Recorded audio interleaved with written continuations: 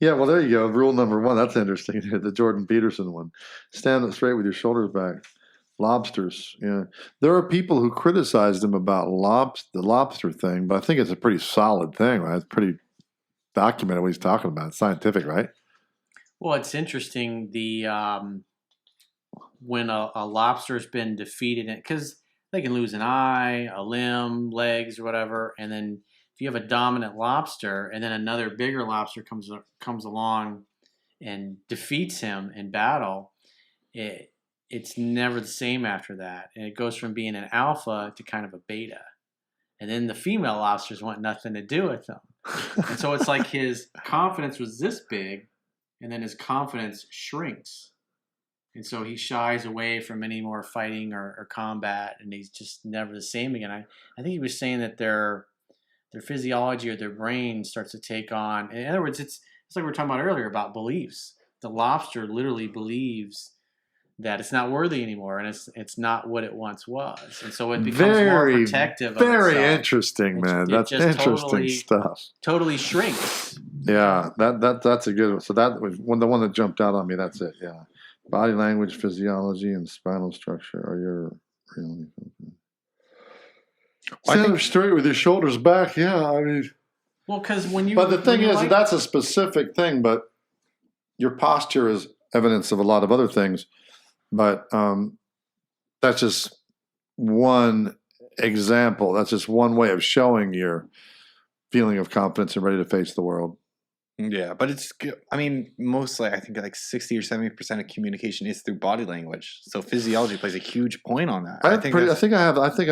I think I have a good posture.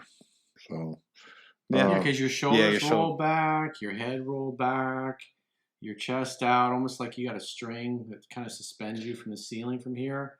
That's how you walk when you're tall, when you feel proud, you feel certain of yourself.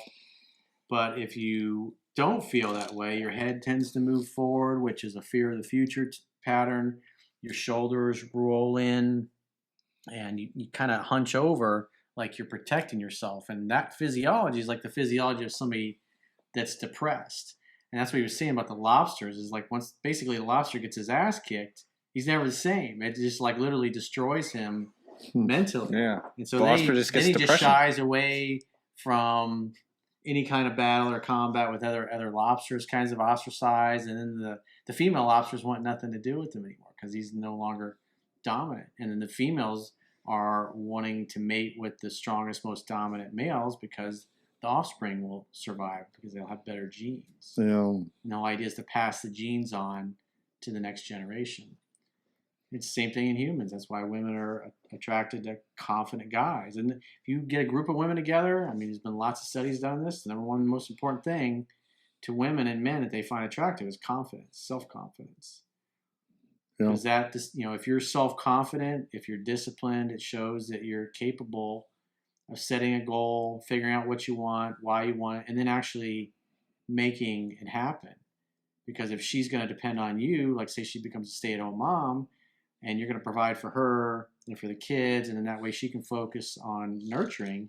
She's got to feel she can trust your masculine core to do those things, to keep her safe, to keep the family safe, the kids safe, to continue to get up every day and go to work even when you don't feel like it, continue to pay the bills, provide a roof over their head, versus some guy that can't hold down a job.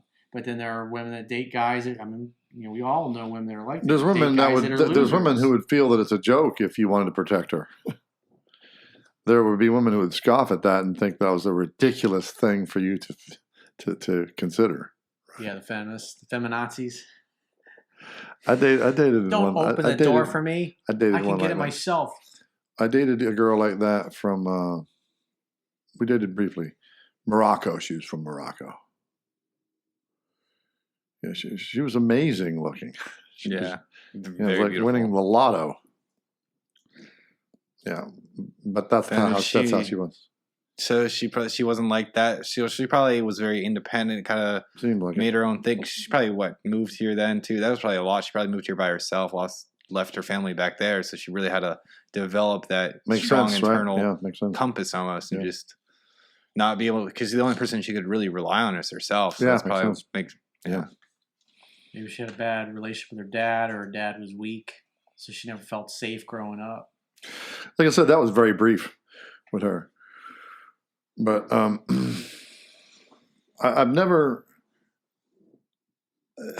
had an encounter with any female that I don't have fond memories of, with the exception of my ex-fiance. I have very okay memories with her, but she couldn't stay friends after we broke up. But yeah, I just have great memories. Oh, that's great. Yeah. Yeah, some of my friends are surprised by that because, like, if you bring up one of their exes, maybe it's a sore spot. Yeah. But I don't have any of those. I don't know why. That's nice. I think a lot of people do. I myself do. I think it's pretty common. Yeah. Yeah. Yeah, I only had one ex-girlfriend that we did not part ways amicably. It was not nice. She wasn't nice. Everybody else, I get along great. Yeah. Like the other day, we were in the car, and my old girlfriend called. One of the ones from the book. It's like, I love her to death. It'd be cool 20, 30 years from now to still see her.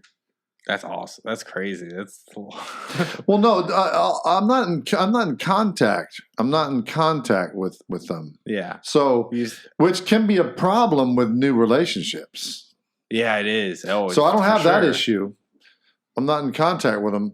They're memories, and they're great ones. Oh, okay. Okay. Yeah, they're great memories. But I'm not in contact. So that's kind of cool. So any new women that I date, they don't have to worry about any exes. Yeah, that's perfect. Yeah. Well, yeah, they don't have to worry about crazy exes, but they don't have to worry about any. I'm not really, I don't maintain contact. But I'm still always return to the barn. I found the maintain contact for me personally. It just never. We're just gonna get back to. We're gonna start hooking up again. That's the thing I found. It just doesn't. If we're still in contact, like it's still gonna happen. I only had one that was that way. I hear stories like that all the time. People getting back together with their exes. But I never had that except for once.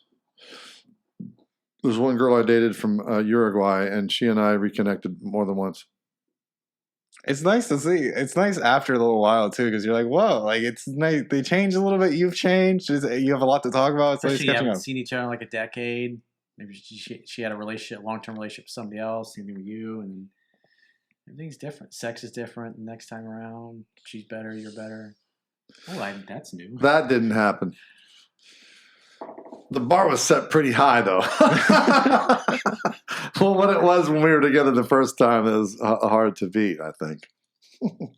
Got my friend Brian, who we go back a couple of decades. He used to be, back in the day, I met him because he was my guitar teacher. So I played electric, acoustic, 12-string. And so you guys will see, we filmed some video of him playing electric, also him doing Spanish classical, and his website is BrianHayesMusic.com. BrianHayesMusic.com, and any of you guys that are interested in learning from a guru of guitar, any kind of, whether it's speed metal, classical, Spanish classical, acoustic, 12-string, Brian is the man. He also performs, and so no matter where you are in the world, he can do either FaceTime or another maybe Zoom type teaching with you, and you can book appointments and learn from him, and you'll see when he plays, he's just absolutely amazing.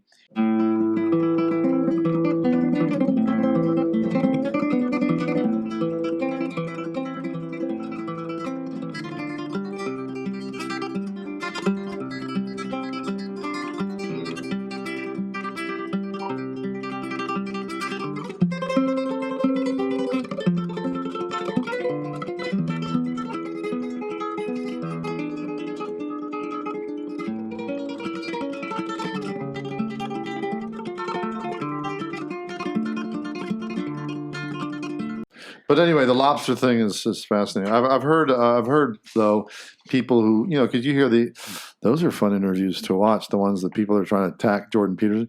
You remember that one British?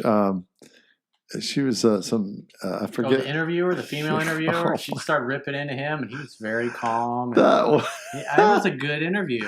That was something else. He frustrated the hell out of her. Yeah, that was great. She's a leftist. Pretty much everybody in the media. She was vicious, man. She was just out to kill. And he said that didn't appear until the interview, until the camera started rolling. Like all before that, it was all pleasantries. There a lot of trying to play like gotcha on the thing. A lot of the questions are like He said gotcha. He used that word on her. He said in an interview afterwards that he maybe shouldn't have said gotcha. He should have taken the higher road instead of the gotcha. But well, whatever. But he did. It was a gotcha moment for sure.